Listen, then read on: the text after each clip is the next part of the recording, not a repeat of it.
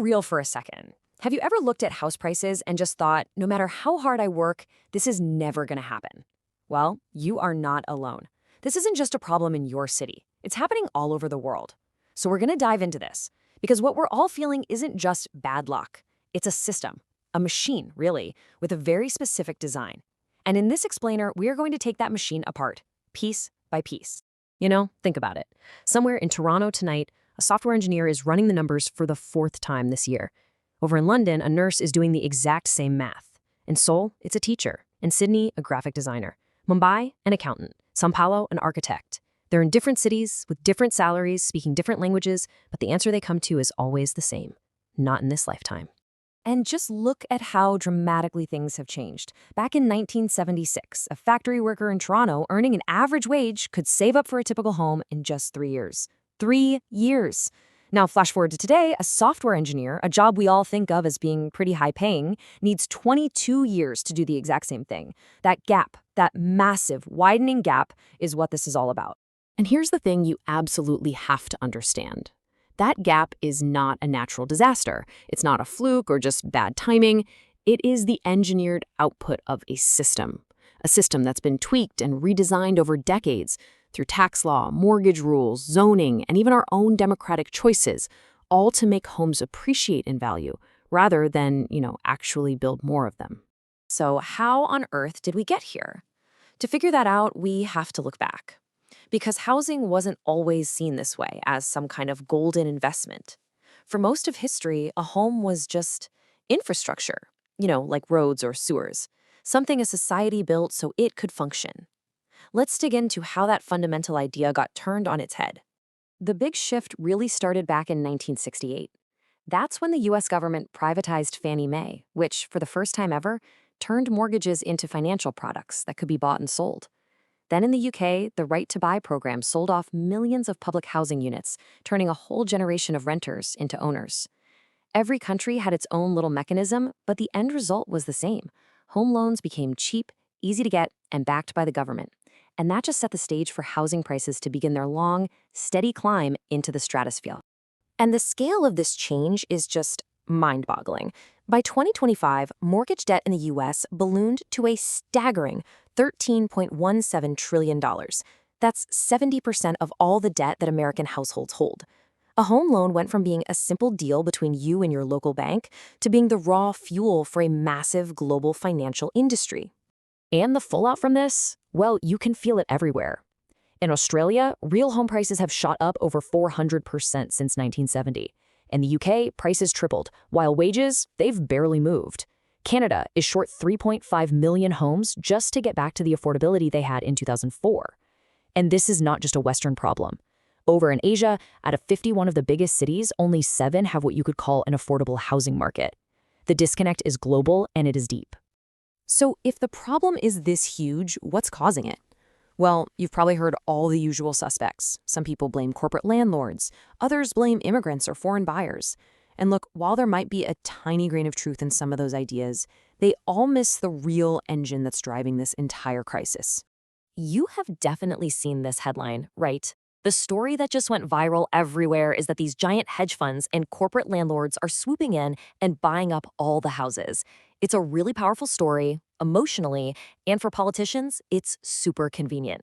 The only problem is, it's basically pointing us in the wrong direction. When you actually look at the numbers, the whole story kind of falls apart. The Urban Institute found that all of those big institutional investors combined own less than 0.5% of all the single-family homes in the U.S. The biggest single landlord owns about 86,000 homes out of 145 million. It's a tiny, tiny fraction. They are not the main cause here. It's the same story with blaming foreign buyers. When Canada banned them, prices didn't really budge because they were only about 3% of the market to begin with. The person who's actually pricing you out of the market is almost never some hedge fund in New York. It's much, much more likely to be a 58-year-old couple in your own city who are treating a second or third property as their retirement plan. And why are they doing that? Because the system makes it the single smartest financial move they can possibly make. The tax code, that's where the real engine is hiding. In the US, Canada, the UK, Australia, basically across the English-speaking world, the tax code treats housing like a special protected species. Your paycheck gets taxed heavily, right? Your stock market gains get taxed.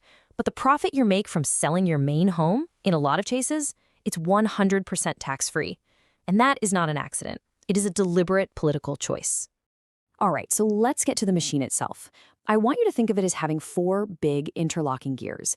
And once all four of them are turning together, no single fix, not a rate hike, not a foreign buyer ban, can stop it. We have to understand how each gear works and, more importantly, how they all lock together. Okay, here they are, the four gears. First, the government makes owning a home artificially cheap and low risk. Second, the tax code makes the profit from that home uniquely tax-free.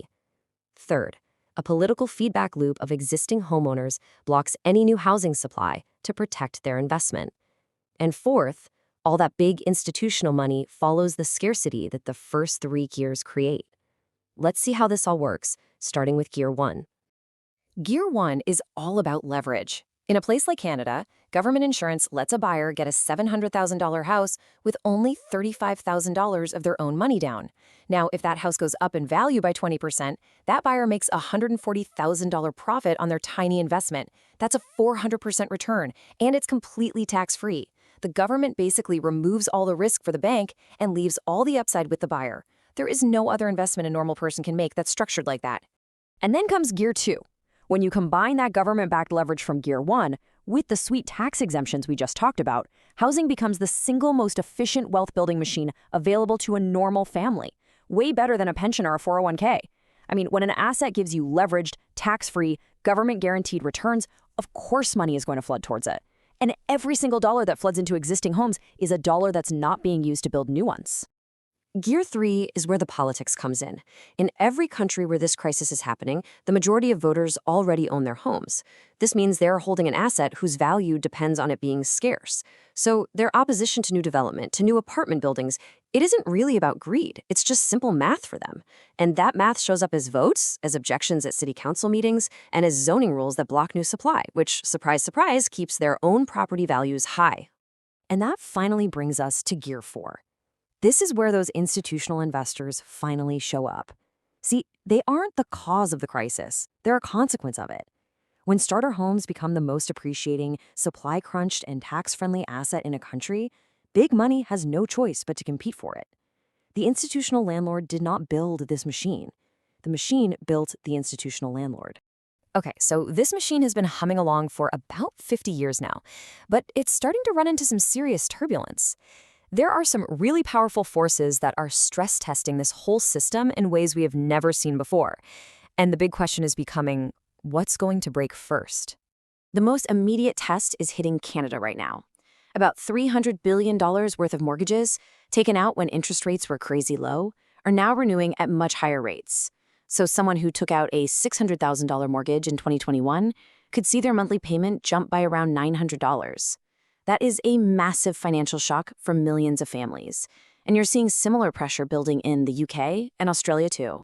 And then there's another huge stressor, climate risk. This one doesn't negotiate. In Florida, for example, the average home insurance bill has skyrocketed to $11,000 a year. The national average is $2,400. That's not a political decision. That is the global insurance market pricing in the reality of floods and hurricanes. Climate risk is starting to do in years what housing policy has failed to do for decades, actually bring some prices down.